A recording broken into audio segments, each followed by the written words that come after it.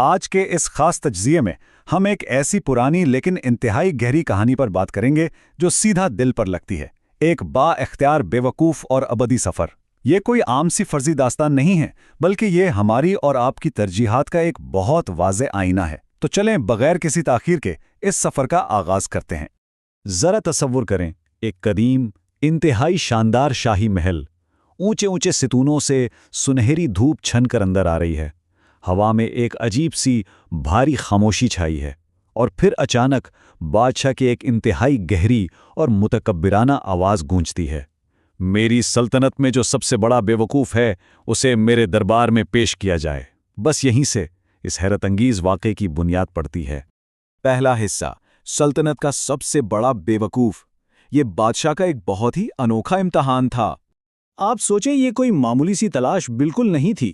سارا شاہی دربار خوف اور تذبذب کا شکار لوگوں سے کھچا کھچ بھرا ہوا تھا۔ سینکڑوں کے حساب سے لوگ پیش کیے گئے، ہر ایک کو بڑی باریک بینی سے پرکھا گیا، اور آخرکار ایک انتہائی سادہ معصوم سے انسان کو چنا گیا جو بظاہر ان دنیاوی چالاکیوں سے بالکل ہی ناواقف تھا۔ اب یہاں ایک بڑا ہی عجیب تضاد سامنے آتا ہے۔ بادشاہ جو بے پناہ دولت اور طاقت کا مالک تھا، اس نے اپنے گلے سے ایک انتہائی قیمتی جگمگاتا ہوا سنہرا ہار اتارا اور اس سادہ سے شخص کے گلے میں پہنا دیا، اور باقاعدہ طور پر اسے اپنی سلطنت کا سب سے بڑا بے وقوف قرار دے دیا۔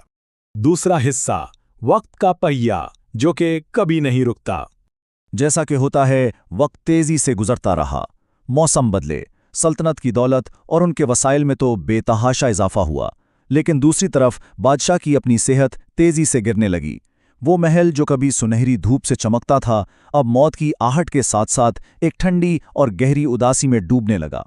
تیسرا حصہ، ابدی سفر، یعنی حقیقت کی آہٹ۔ ایک طویل عرصے کے بعد وہ سادہ شخص اچانک بادشاہ سے ملنے دوبارہ محل پہنچ جاتا ہے، لیکن اس بار بادشاہ اپنے تخت پر نہیں تھا بلکہ موت کے بستر پر پڑا تھا۔ اس سادہ لوح شخص نے جب بادشاہ کو اتنی کمزور اور بے بس حالت میں دیکھا تو بڑی ہی معصومیت سے ایک سوال کیا، بادشاہ سلامت، آپ لیٹے ہوئے کیوں ہیں؟ بادشاہ نے، جس کی آواز اب بیماری کی وجہ سے بہت بھاری اور ٹوٹ چکی تھی، اپنی زندگی کی سب سے تلخ اور اٹل حقیقت بیان کی۔ اس نے آہستہ سے کہا، میں اب اٹھ نہیں سکتا، کیونکہ میں ایک ایسے سفر پر جا رہا ہوں جہاں سے واپسی نہیں ہوگی۔ چوتھا حصہ، بادشاہ کا پچھتاوا، وہ لمحہ جب حقیقت کا ادراک ہوتا ہے۔ اس جواب پر اس شخص نے شدید حیرت اور ایک گہری سوچ کے ساتھ بادشاہ سے پوچھا، تو کیا آپ نے وہاں کے لیے یقیناً کوئی بڑا محل، بڑے باغات، بہت سے غلام اور آرام و آسائش کا سارا سامان پہلے ہی بھیج دیا ہوگا؟ یہاں ذرا موازنہ کریں۔ ایک طرف وہ عارضی دنیا تھی جہاں بادشاہ نے شاندار محلات کھڑے کر دیے، اور دوسری طرف وہ ابدی، نہ ختم ہونے والا سفر ہے جس کے لیے اس نے ایک چھوٹی سی جھونپڑی تک نہیں بنائی، بالکل زیرو تیاری۔ اس بھیانک سچائی کے احساس نے بادشاہ کو اندر سے پوری طرح توڑ کے رکھ دیا۔ یہ سننا تھا کہ بادشاہ چیخ مار کر رو پڑا۔ اس نے شدید تکلیف، روتے ہوئے اور ایک بے پناہ پچھتاوے کے ساتھ اعتراف کیا، افسوس، میں نے وہاں کے لیے کچھ بھی تیار نہیں کیا۔ پانچواں اور آخری حصہ، اصل بے وقوف کون؟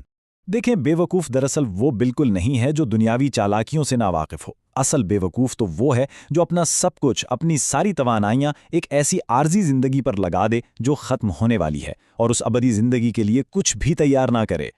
اس سادہ شخص نے نہایت خاموشی سے اپنے گلے سے وہ قیمتی سنہرا ہار اتارا اور اسے روتے ہوئے بادشاہ کے گلے میں ڈال دیا، اور پھر ایک گہری سرگوشی میں بولا، تو پھر حضور، اس ہار کے اصل حقدار آپ مجھ سے کہیں زیادہ ہیں۔ خالی دربار، ڈھلتی ہوئی دھوپ اور وہ لنگی تنہا پرچھائیاں، یہ سب ہمیں ایک ہی خاموش پیغام دے رہی ہیں کہ دنیا کی زندگی بالکل عارضی ہے۔ یہ محل، یہ بے پناہ دولت، یہ تاج، سب کا سب یہیں رہ جائے گا۔ یہاں ہمیں اور آپ کو بس ایک لمحے کے لیے رک کر سوچنا پڑتا ہے، وجود کے اس عظیم و شان نظام میں ہم حقیقت میں کس چیز کی تیاری کر رہے ہیں؟ کیا ہماری اور آپ کی یہ ساری زندگی صرف اسی عارضی قیام گاہ کو سجانے میں تو نہیں گزر رہی؟